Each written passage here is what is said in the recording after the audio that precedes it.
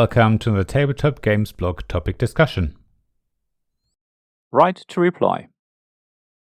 I love writing reviews, even though that was never the intention with the blog when I first started. I've now written over 135 reviews, which is amazing, given it was something I only started doing once the blog had already been going for a while.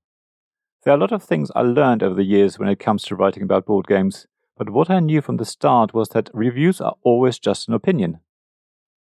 Opinions vary from person to person, so chances are that someone reading one of my reviews will disagree with me. Their opinion of the game will be different, and in this article I want to talk about how my opinion might be perceived by others.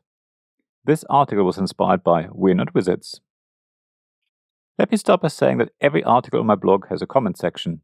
It might be all the way at the bottom of the page, and I still haven't worked out how to change that yet, but it's there. I always invite people to leave a comment and let me know their thoughts. That's especially true for my topic discussion articles, but also for reviews. I want to hear if people had a similar experience to the one I've had, or if they feel completely differently to me. Maybe I missed something in the rules or misunderstood something. Every comment is welcome, as long as it's friendly and constructive. Abusive or hateful comments are not tolerated, but that goes without saying. So even though most comments I get are in response to one of my topic discussion pieces, probably because they are more food for thought and maybe inspire people more to share their ideas and experiences with me, I do sometimes get comments on my reviews. As I say, people are welcome to disagree with my opinion of a game. Just because I really love a particular game doesn't mean everyone will. And not even every regular reader of my blog who might be more aligned with my taste in games. It's great to hear that someone had a really bad experience with a game that I really enjoy. It's even better to hear why their experience was so different to mine. It could be as simple as different tastes in games. It could also be that a game just doesn't work as well at the player count they played it at, while it was perfect for me because I played it at a different player count. There are many reasons why opinions about board games will differ, and that's a good thing. After all, the more different tastes and expectations there are in our hobby, the more potential for designers and publishers to cater for making a game that is perfect for them. I always try and stay away from calling a game good or bad, because these terms on their own are usually not helpful. If I ever call a game good or even great, I mean that I really enjoyed playing it.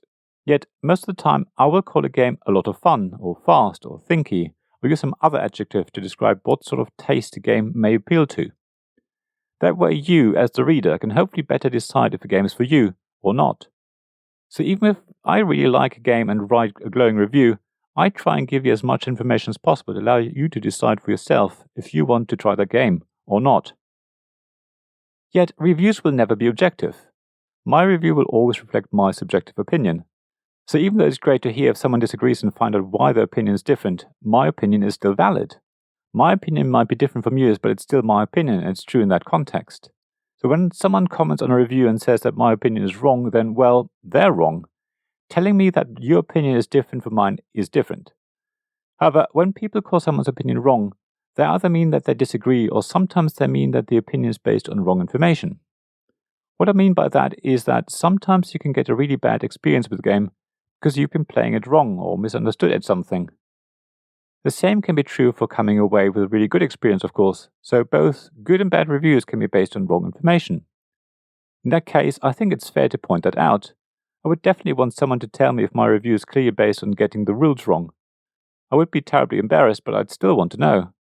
Depending on the severity of my mistake, I could add an update underneath, or if it's a really bad mistake, I would probably withdraw the review. Either way, I would want to know because it's no good if I write a glowing or scathing review about a game when I didn't play the game right. Of course, rules mistakes are only one reason why a review could be actually wrong. Missing or broken components could be another. I'm sure there are many other reasons that would have a huge influence on review, but that are actually not the game's fault as such. I suppose I should clarify this further because it's up to the publisher to make sure the game people end up with is fit for purpose. If a rulebook is written badly, then I will consider this in my review and call it out. Expecting anyone, a reviewer or anyone else, to second guess how a game is meant to play is not an option. The rulebook should explain how the game works. I can forgive a publisher if a batch of games was badly printed or the manufacturer missed out a number of components, as long as they're happy to replace the relevant items so that you end up with the game as it was intended. It happens, even though it's rare. What is not so easy to forgive is when a game's components are intentionally really bad quality or otherwise not fit for purpose. Imagine wooden cubes that are too big for the space they need to occupy on the game board or player mat. You can't expect me to make the holes or spaces bigger myself. If that was done to save time and money, then that's really bad. Again, mistakes happen, but intentionally producing a game that just doesn't work is a different thing. However, this is also rare. So assuming I receive a game that's great quality with a clear rulebook and that otherwise is exactly as the publisher intended, then if the game just isn't for me, I will say so. If a designer publisher disagrees with my opinion, then that's fine, and as I said above, I'm happy to hear from them. In fact, I do think that people with a direct interest in a game that are reviewed, such as the designer, publisher, illustrator, or anyone else directly involved with it, has a right to reply, and I'm happy to have their comment on my blog, as long as it's constructive, friendly, and doesn't say that my opinion is wrong. That's especially true if my review is based on wrong or missing information, of course, as long as the information was delivered with the game. It's no good calling me out on getting rules wrong when the rulebook isn't clear, for example. What do you think about this? Do you feel that people should comment on reviews? Do you think publishers, designers, or anyone else involved with the game should comment? Have you ever commented on someone's review? How do you deal with reviews which seem to be the opposite to your experience of a game?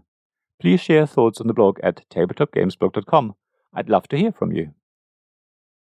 Thank you for listening to this Tabletop Games Blog topic discussion podcast.